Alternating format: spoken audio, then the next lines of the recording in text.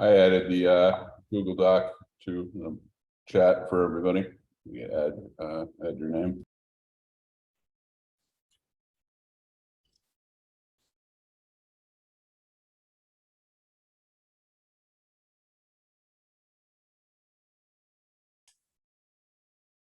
All right, can you hear me now? Yes. Awesome, thank you very much. All right, hello everybody, and welcome to, as Crow puts it, the best SIG group, Education SIG. He is away on a boat today, so I'll be running the meeting. And let's see, we'll give it just another minute. I think the recording was on, so that's good. Let me get a link to the agenda out there in the chat. If you have not yet signed in, please go ahead and do so. Perfect. Thank you for that.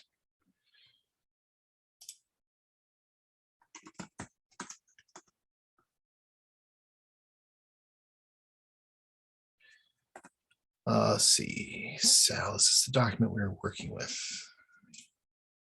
It was not. Thank you. We will be working with that in a short amount of time.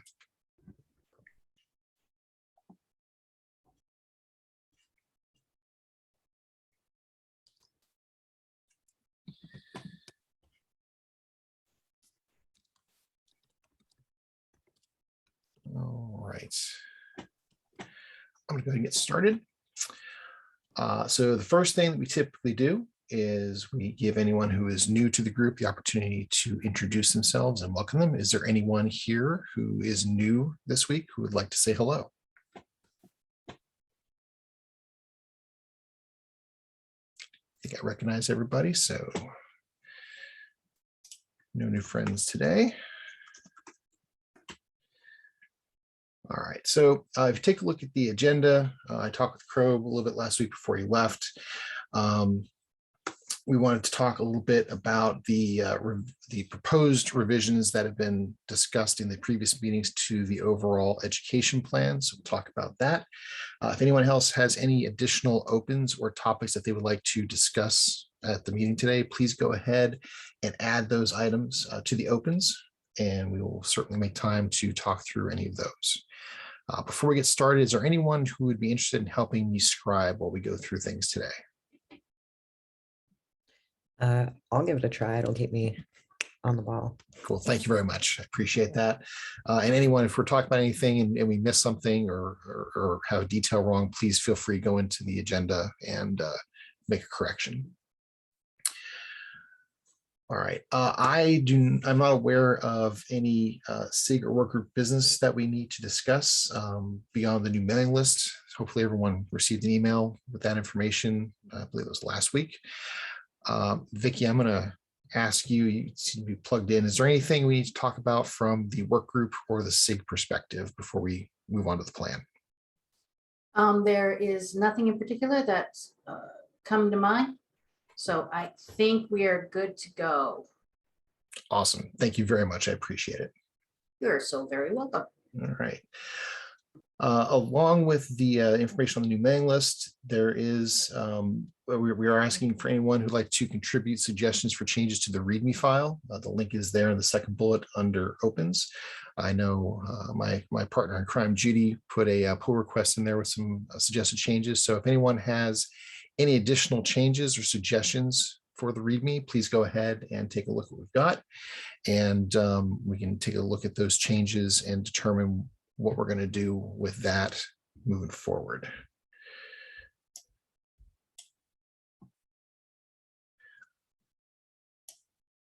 All right, Judy, let me add that to the open. So Judy added a suggestion to discuss the mission statement. I'm actually replying to that right now in the comment. I would stick a great big pin in that one, considering all of the there's a whole lot of governance stuff happening with TAC right now, and everything is up in the air for many different reasons. So anything that is based upon any sort of template governance documents, I would wait on. But if we just want to come up with our own mission statement that we can then put into other documents, such as a SIG charter or anything like that, if we do that sort of thing. Currently, there is no requirement for a SIG charter officially, but even as of yesterday in the TAC call, things are up in the air as far as what is and is not required of SIGs and various things like that. So yay, +1 for us, kind of generally coming up with a mission statement. But I wouldn't go too much further than that until we have a good view of what the TAC expects from us. Thanks, Vicky. I appreciate that. That makes sense to me too. No sense in doing things twice. Okay, Judy. I was wondering what 11 meant. No, sorry about that, folks. Oh, one what that? Yeah, I didn't know we could I'm going to type it in binary. Vicky, thanks for pointing that out. Actually, I went through a couple of working groups, and actually just the one paragraph, the mission statement, is what seems to be filled out even on the working groups. The rest of the template seems to be the same, but I think mission and vision would be really good for us to nail down at early stages. So thanks. Yeah. Yeah, no, mission would be great. Just sort of put this nice happy scope around what we're discussing. Exactly. Yeah, good. I think that's a good call out. It's your call, so well done. We'll take it as a joint venture. Excellent. Fist bump. All right. So everyone cool with deferring that to a future part of the conversation? Take that as a yes. Okay, cool. Does anyone else have any additional opens that they would like to chat about before we jump into the document? All right, if not, if you look under meeting notes, the second bullet, there is a link to the plan for improving education on developing secure software. So what Krob did last week is he took all the notes that we had from the previous couple meetings where we talked about the plan and areas of that we'd like to see revised or changed or added to. He put that into a table, which in Google Docs, as we all are aware, is not necessarily an easy task, but he got it all put together in a table, and he showed the different types of revisions that we had talked about. So what we'd like to try and accomplish today is just go through and start reviewing this, hopefully getting some general approval for the changes that have been suggested, or cleaning them up to the point where we're ready to move forward with them. There's some additional questions that he put into the comment section. And the ultimate goal here is once we get the revised version of the plan finalized as much as we can here, we want to start putting some specific tasks around certain areas and then assigning those tasks to owners to begin working on them with smaller teams. So really, we're trying to determine the what that we're trying to accomplish and some of the how. And then once we get these higher level details figured out, we'll go ahead and start getting into the details, into the weeds. Yes, Abhishek, let me see if I can do that. Thanks. I think I can. Let me see. Let me add your email to the list.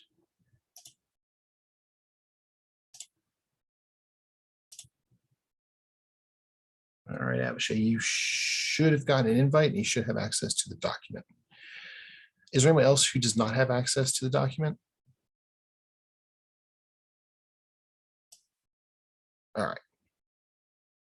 Sandepan, okay.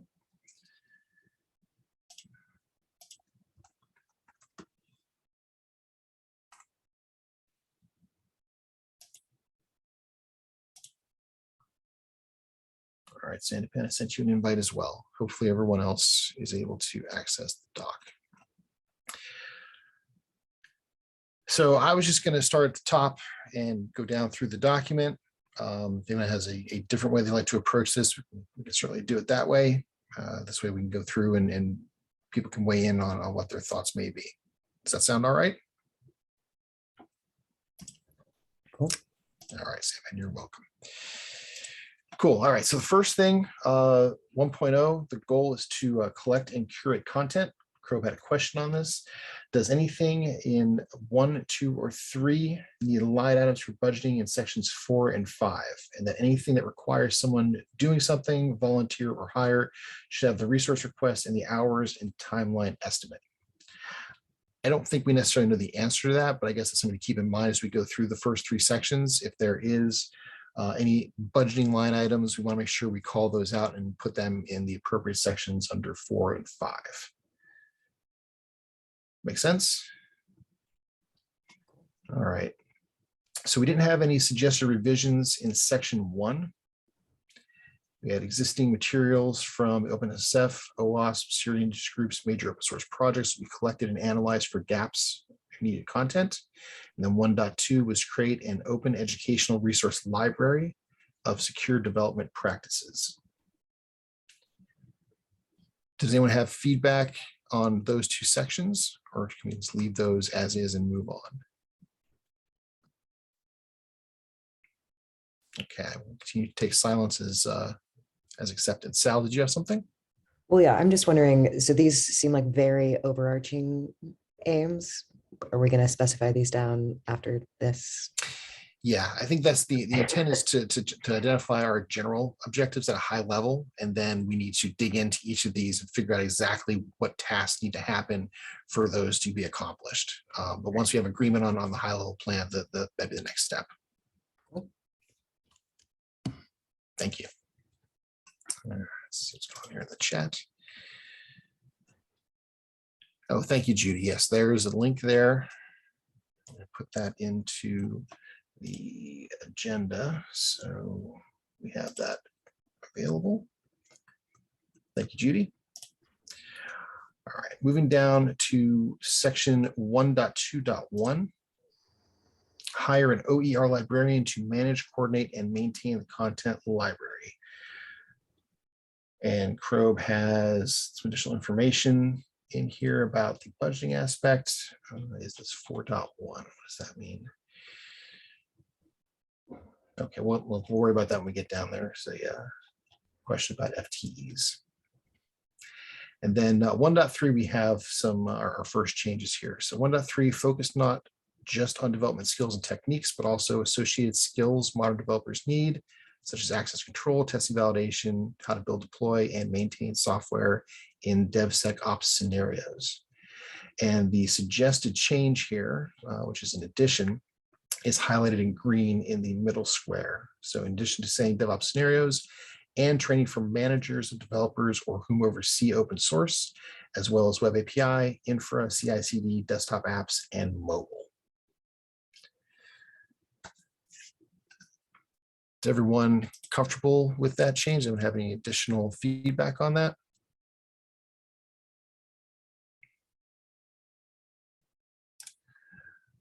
He did. He was Vicky. He was pounding away on this, trying to make sure we got it organized before he left. So hope he's enjoying his time on the boat, and he certainly earned it. All right, I'm going to mark this as I'm going to say approved. When I say approved, I mean all the folks on this call have therefore agreed to it. I'm not sure what the official approval process is going to be, but I do want to mark that we did review this and no one had any additional information.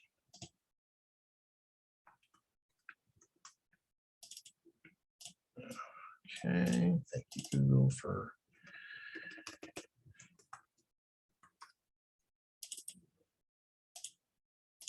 okay. Moving on to section 2. Section 2 is about expanding training.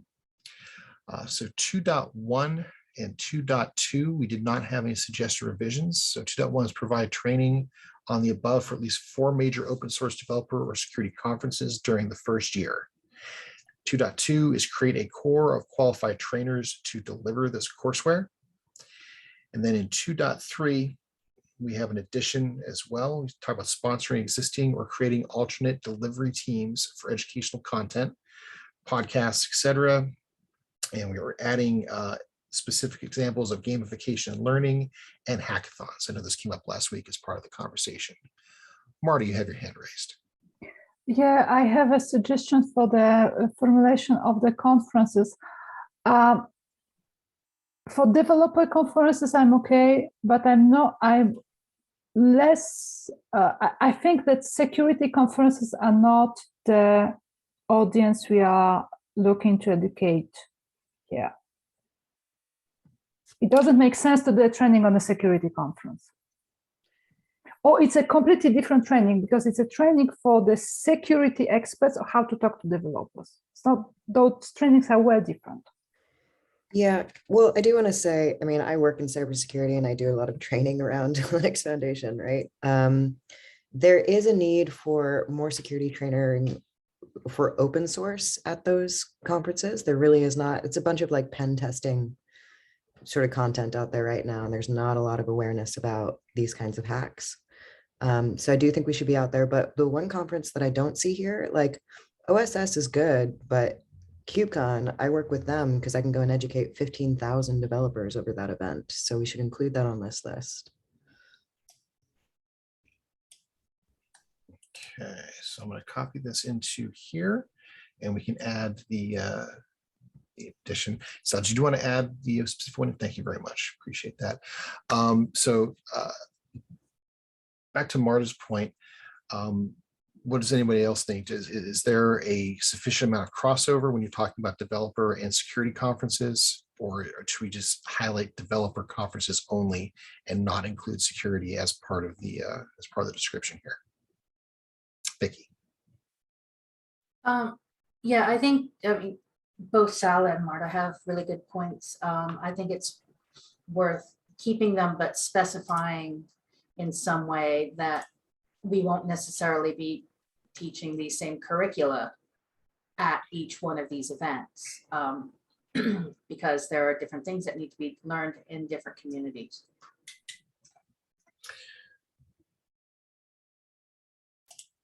Okay, so would just adding a statement about the different curricula that might be needed for the different conferences be sufficient? I guess is part of the open question. Yeah. Eric, you have your hand up too. I think that's a good start. Yeah, I agree on that being a good start. I think the follow-up to that would obviously be doing some research on really starting to build this out. I mean, we talked about it being more of a phased approach and potentially having a series of education that follows on each other. So it becomes kind of is there a beginner and then whatever the next intermediate type of thing is as we progress, that we can start having more than one offering. So it's not always just a tailored beginner discussion. Right? So it kind of becomes more and more advanced to the point where we're offering some kind of certifications and other things as time goes by. So I'm adding a comment with that, Eric. Thank you. And I will add another comment to the document, so you don't have to do it that good. You're doing a lot of typing in here. I do want to make sure that as we are doing this, we're not doing this in a vacuum. We are far from the only organization that is working on security, let alone open source security. And so we want to make sure that we are collaborating, not just steamrolling over everyone, and pull in others so we can kind of, tag team. Yeah, that's an excellent point, Vicky. Thanks for calling that out. I think you're 100% right. We want to make sure that we're identifying how we can use this group to drive these things, but we absolutely should try and work with as many other groups or organizations as possible instead of stepping on their toes, or being perceived as stepping on their toes.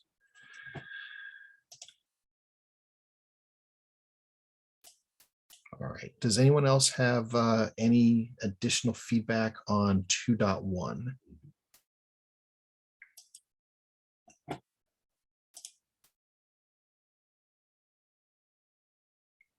Okay, I'm going to mark this one also as approved then, as far as being reviewed by this group. And we can move on.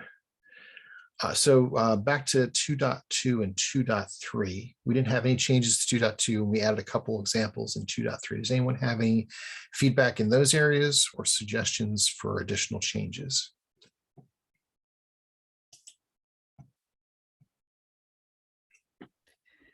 I do, I mean, I'm wondering if it might be covered later here, but like the model of getting qualified trainers from corporate sponsorships, basically, right? What's your domain of expertise? It's really good to pair those with things like sponsorships for the participants, making sure that there's sort of a, a corporate access point beyond just the training. It gets better engagement.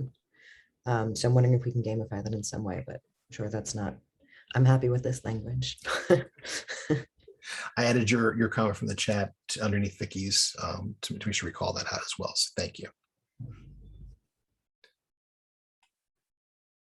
Okay, so that one is also, oops.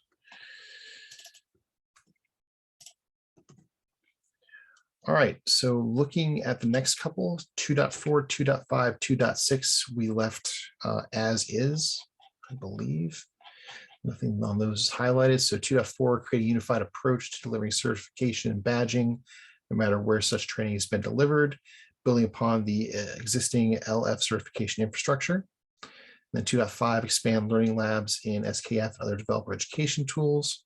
And then 2.6, develop 5 to 10 meaningful partnerships with historically backed colleges, universities, community colleges, technical trade schools, high school, secondary, Girls Who Code, Code Bar, Code 2040, other similar organizations to deliver content in alternative or non-collegiate situations. I know we've had some conversations talking around these things, and I think everything that I recall us talking about in previous meetings seems to be covered by the language we've got there right now for those three. Does anyone have any comments or feedback on them?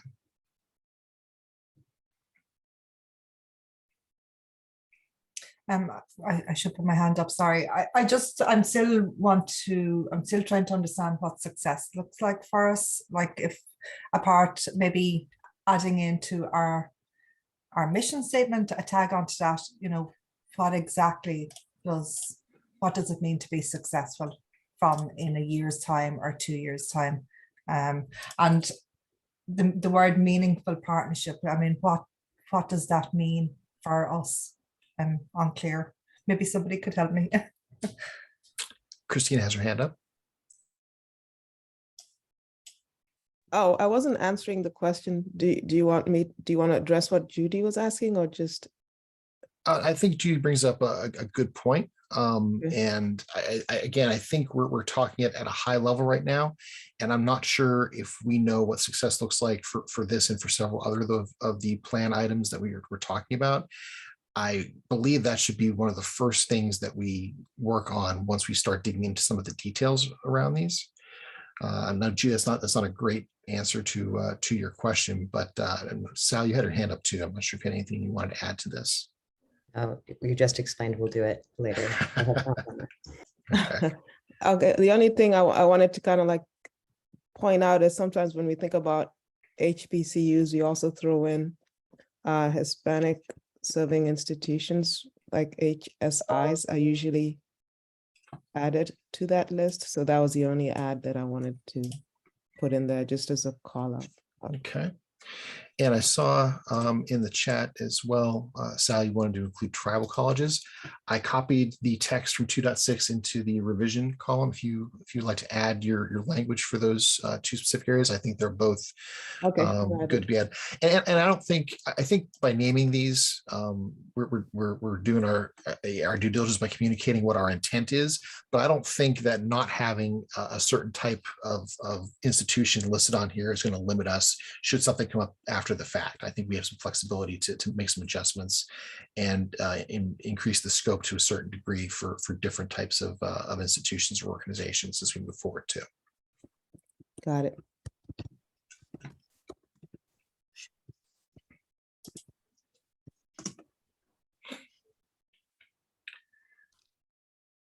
All right.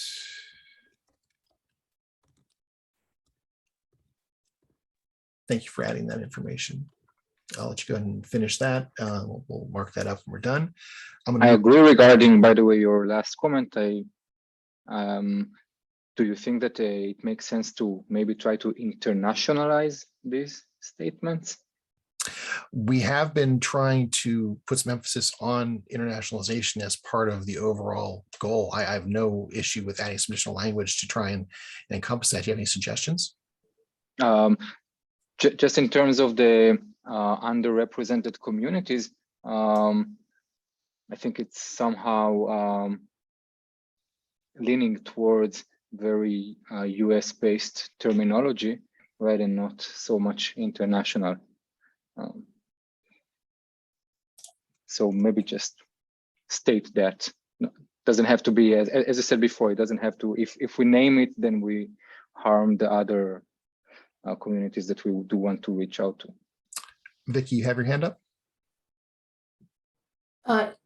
Yeah, I really appreciate Avishai calling that out to make sure that we are very clear in our documentation here that we would like as much as possible to internationalize. And I'll add a comment here once we have some text I can hang it off of. I'm gonna, this is my LPI board member hat on here again. LPI is developing and is rolling out a new process for translating all of their content. And they are already worldwide and already have done a lot of work on this. So it could be that we'll be able to leverage some of their work to help internationalize the stuff that we develop. That sounds great. I appreciate you doing that. Okay, I want to make sure that we convey that sentiment, because that's what we're shooting for here, and that we're doing it in a way that coincides with the other activities that are happening as well.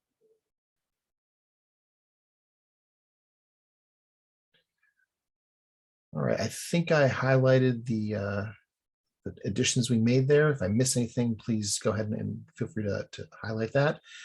Any additional feedback right now for 2.6?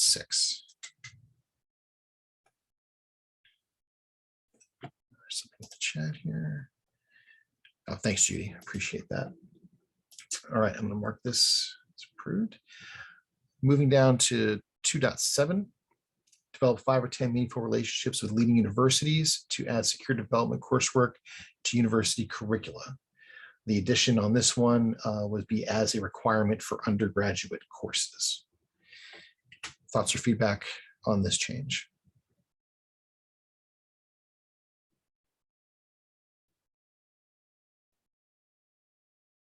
Vicky, I'm not sure if your hand raise is left over from the previous topic or if this is a new one. It's left over. It's still 6:30 here, so sorry. No worries. Barking. Hey, it's fine.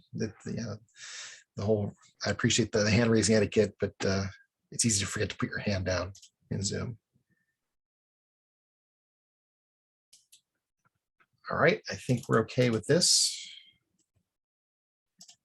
And then 2.8, partner with ACM and IEEE to integrate secure software development material into general software development curriculum recommendations and accreditation requirements. We had no suggested changes specifically around this. Does anyone have any feedback or suggestions?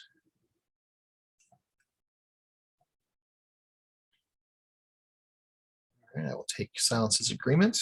Move on to section 3, which is reward and incentivize developers. We did not have anything suggested for 3.1 or 3.2. I won't bore you all to death by reading those word for word. Does anyone have any suggestions or feedback right now on what was included in 3.1 and 3.2? Sal. Yeah, I do want to be specific about how we want to incentivize them. Increasingly, right, I always think about contributor versus maintainer, but we should financially reward both of them. Something that I've been seeing working really, really well are micro grants. So you sort of ask them if we're going to sort of work on, right, a cybersecurity feature, for example, micro grants of anywhere from 500 to 2,000. But the agreement in this case, right, keeping this education based says that if we're going to have these security developments, these security efforts, they have to bring on a certain percentage of new developers and take them under their wing for these practices. So sort of, if we can financially incentivize through this a way to do actual training with maintainers, that would be very cool to me. But micro grants is really the point that I wanted to see if we can get that language in here. Okay, Vicky? I would like us to add to this, not only the major hubs for open source development as far as forges such as GitLab and GitHub as are listed, but also the major foundations for open source development. For instance, if we are collaborating with Apache and Eclipse and OpenStack and things like that, I think that will make a big difference as well. Okay, so I think, Sal, the micro grant language probably fits in 3.2, if I'm understanding correctly. Even So better. we can go ahead and we can add that.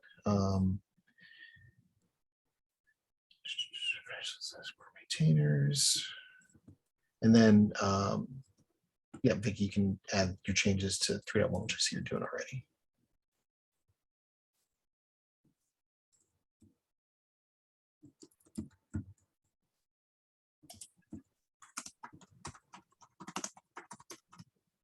Does microgrants have a hyphen or is it one word? To you. See what Google says. There you go. I think it's one word. I never heard of that. That sounds cool. I'm Googling. I was Googling too. I thought it was just I hadn't heard of it. Micro grant. It's a really good solution in open source, right? Where people either have full-time jobs or they're trying to learn, but it's real developer time and it has real value to corporations. So it's sort of, I mean, we've done the same thing in cybersecurity all along. We're just doing the same model for features now. And so if I could ask you a favor, if you could just leave a comment here on the microgrants word, giving that quick definition that you gave as far as what the intent is, what the expectation is on the maintainer side, I really appreciate that. Give us some context. Thank you. All right, so jumping back, and thank you for adding that to 3.1, Vicky. All right, so that is the change for thread. Does anyone have any additional feedback on 3.1? I've just a quick question for Sal. Is it the grant money grant or time grant, Sal, or does that make a difference, or can it be either? I think it can be either. Yeah. I like like- the idea of the mentorship, the time, because I think it's one of the most valuable things that we can give people is our time. I certainly appreciate Yeah, any and time everybody ever gave me. yeah, and I do want to be careful when we put out these incentivizing programs in open source. There is always like the top 10% of devs that sort of just soak them up, right? They're quick movers, they move fast, but if they don't share that knowledge, we get poorly maintained systems. So we need to bake that in. All right, so anyone, anything else for 3.1 or 3.2?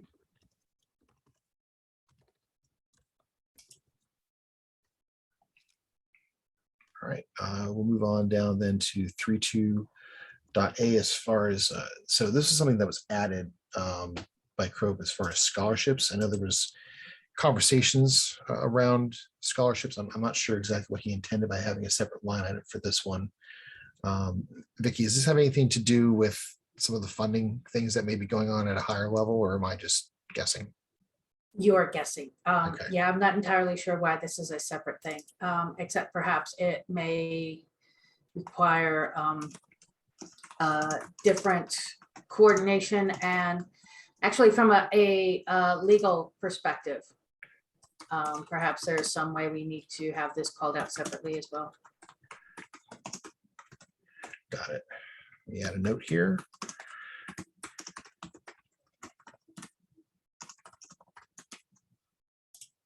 All right, follow back up with that once he gets back. Thanks for that comment, so. All right, continuing on.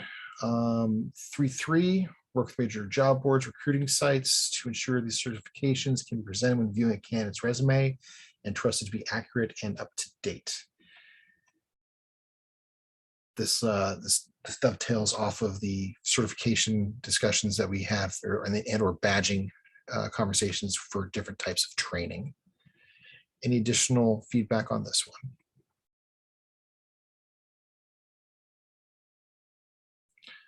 Moving Sorry, on. is there a site that you get your badges? I know there is a site, I can't remember it by heart now, that keeps our certification up to date. Somebody help me. I know I have some badges on it, but the name evades me at the moment. Is it the foundational training, the Dave Wheeler's training? No, but there's a way there is a company that keep certifications up to date, keep your badges, and you have to renew it every year. Oh God. Okay, leave it with me. I'll think about it. When you remember, you go ahead and put it in. I just realized I'm talking with my camera off all the time. I'm so sorry. I don't mean That's to, but I am real. Well, the Linux education, there is a portal through there, right? And you can connect that to GitHub, and we get badges through those, or there's the GitHub badges. Not sure. Either one of those ring a bell, Judy? I think she may mean, and Judy, please correct me all the time whenever I screw up, but I think what you're thinking of is the Linux Foundation training where you do get badges back. And there's Mozilla has a badging system, and LPI has a badging system, and everyone's got badges everywhere, badges for everyone. So I think we're not going to have a problem finding, maybe a harder problem selecting. I think it was Creditly, actually, the common language verified skills was the first one that came to mind. But yeah, it's somewhere you can store your badge and people can check that it's actually verified badge rather than people just claiming badges or making up badges. So we need some place to verify people's badges for everyone. I love that. Yes.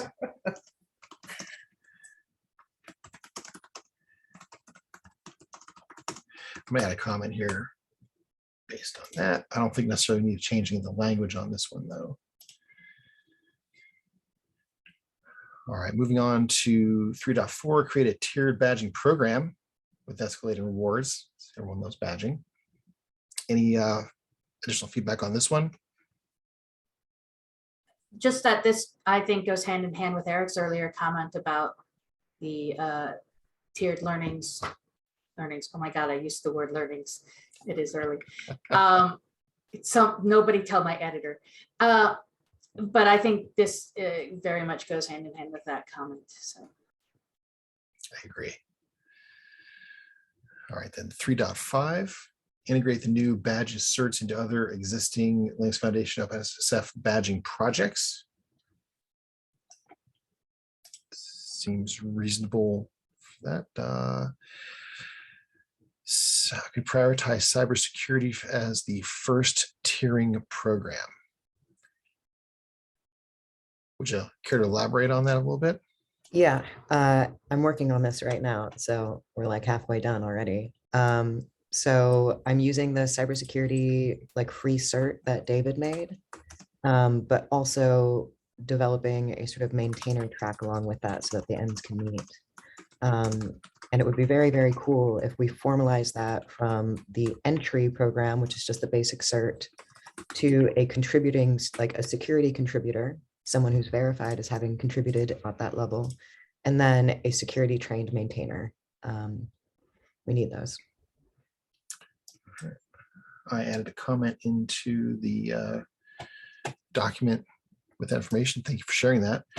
If there's anything else additional you'd like to add on there for context, please feel free to go ahead and do so. All right, so then the next one we have is 3.5, 3.6, highlight badge certified developers to organizations that are hiring developers. And 3.6a is an addition. So for K through 12, how do we reward people who come out of high school with certifications, something that helps them in college admissions? Thoughts or feedback about 3.6 or 3.6a?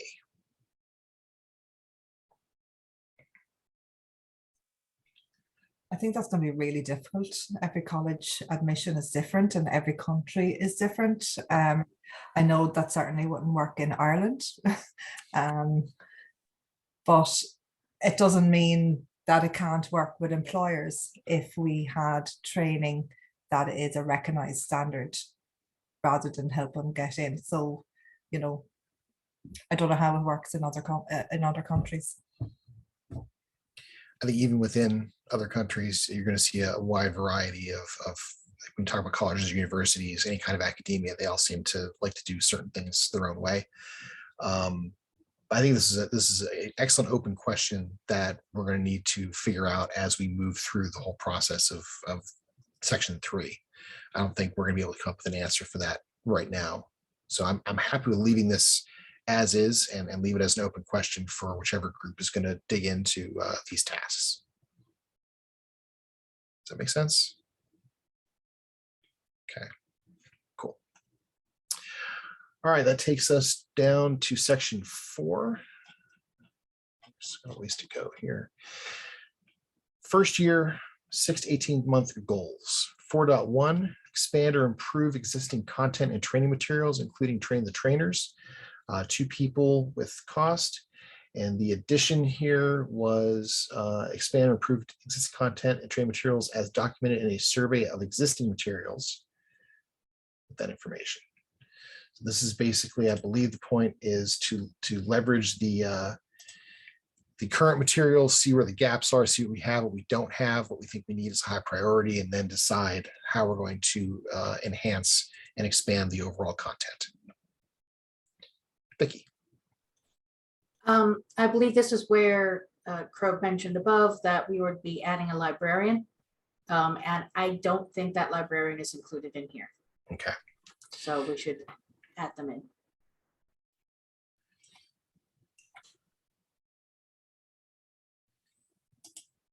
So the 2 people listed here to train the trainers. And then +1 librarian. What do you call that up there? The official name. An OER librarian. Bye, Abhishek. Thanks for being here and helping. Thanks, Abhishek.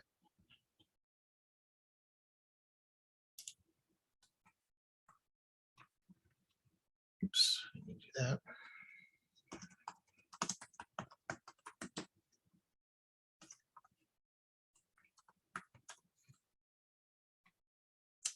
That brings this up to here. And highlight that.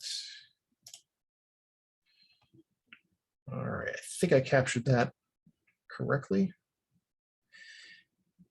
And there's an additional comment here from Crow of the train the trainers piece of this. We have the 2 FTEs listed. Is that reasonable? Is that a correct guesstimate based on what we know today?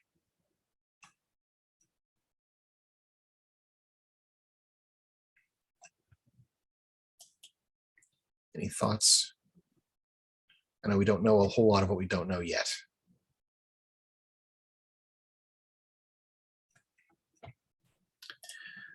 All right, so I'm going to put based upon what we know at this time, this number seems reasonable.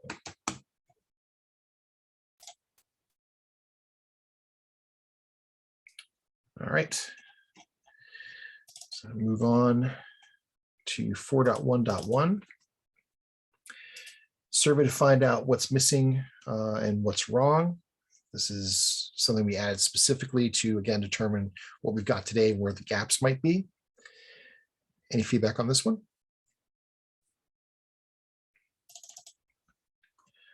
.1.2, member organizations are asked to contribute existing internal SecDev training materials. So that was part of our homework, was to determine what training each of our organizations may have available, and then figure out what of that training might be able to be shared out and used for this purpose. Any feedback on this wording? Cool. 4.1.3, determine venues and personas. that content will be created for and delivered to. We had a preliminary conversation about this last week on how to approach this by persona, by skill level. I think we talked a little bit more about that earlier. There's different audiences we need to make sure that we are speaking to when we create these materials. This language covers that intention and the goal. Any additional feedback on this one?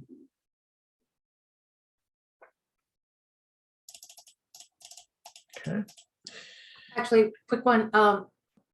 Can this be determined the initial venues and personas? Because I think that this is Yes. going to, No, that's a do we great. want to put that in the middle column instead and highlight that? Yeah, we can do that. We'll have.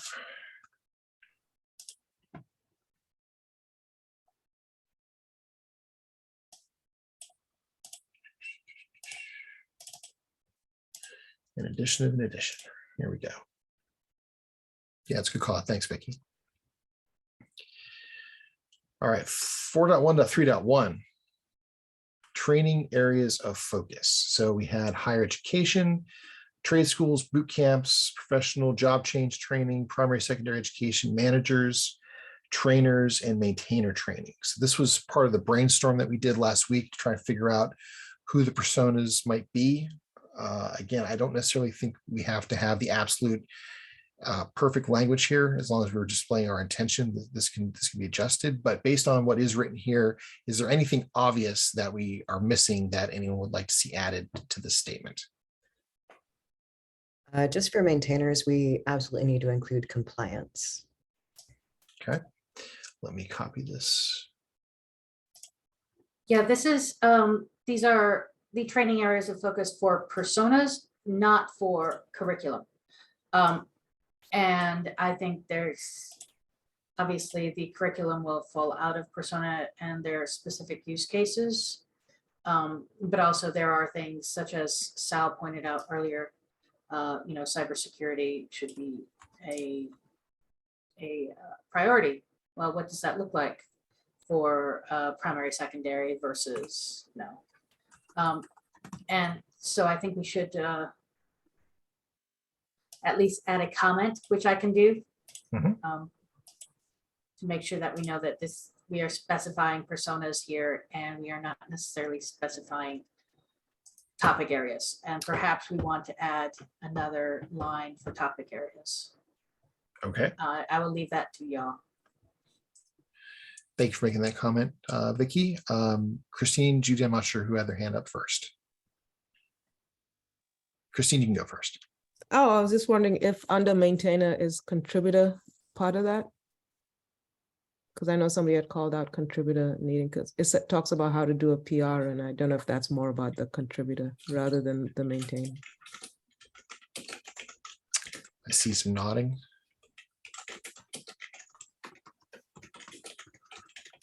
There we go. I'll add it in there. I'll actually try to spell it right.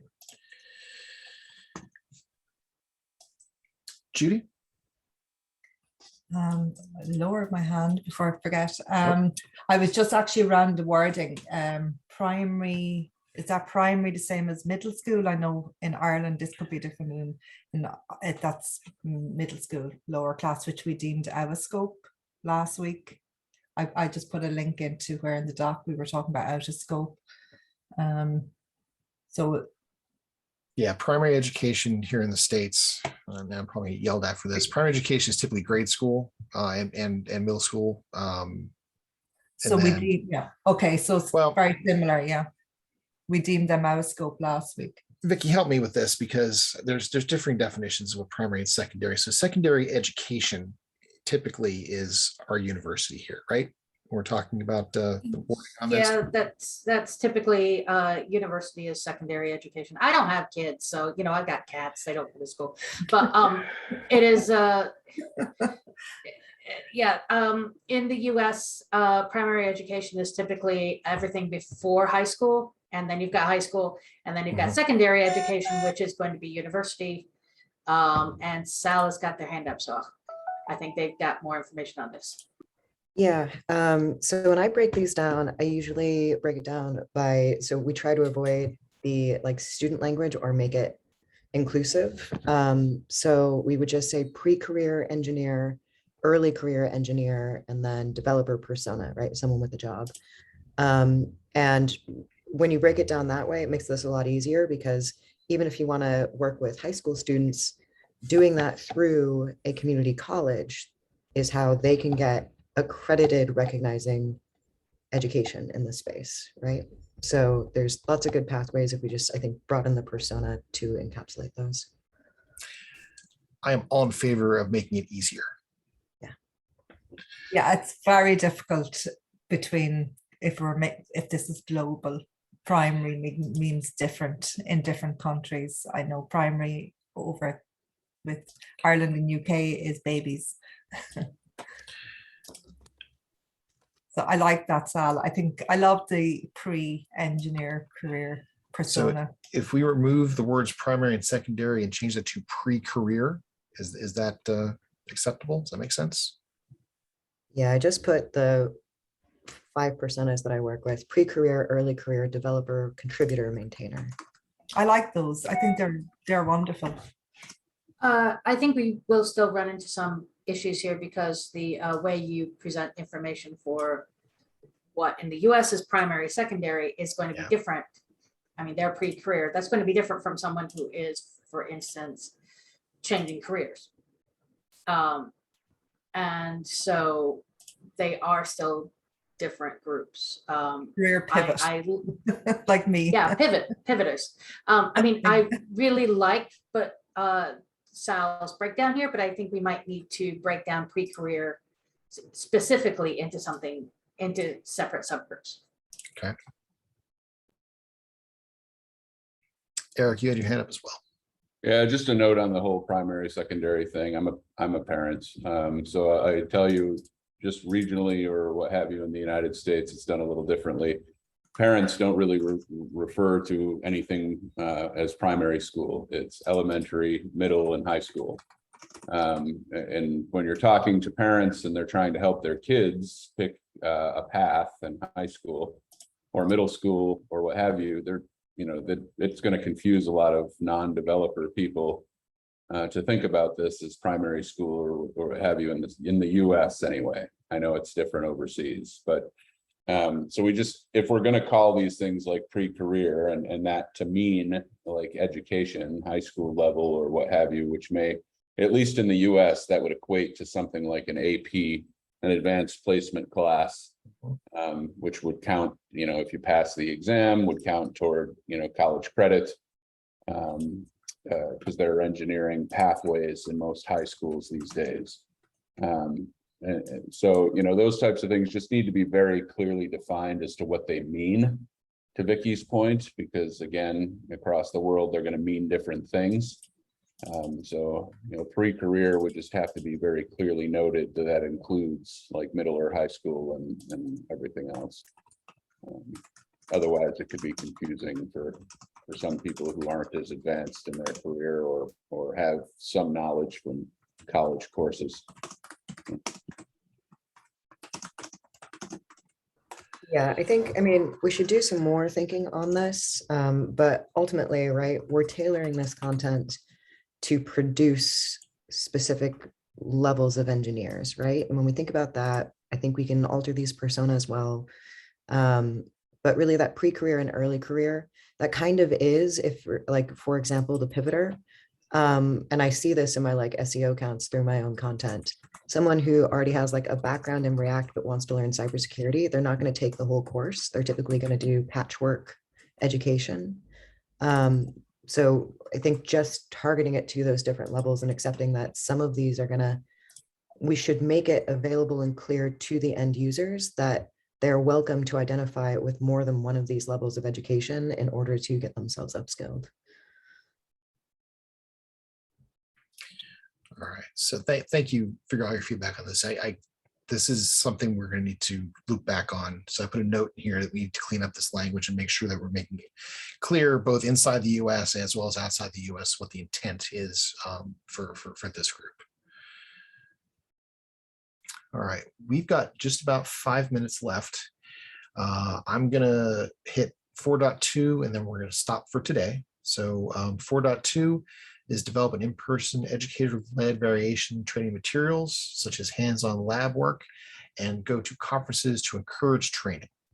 So there's a 4-person at 300K. So without worrying about the dollar figure, is 4 full-time people doing this reasonable for what we're trying to accomplish?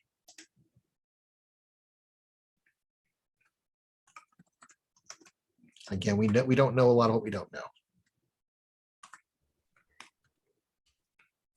Yeah, I think just the one thing to note is make sure that there's regional coverage in those, right? Because having 4 people from Colorado going all over the world is a bit exhaustive. So Yes. maybe.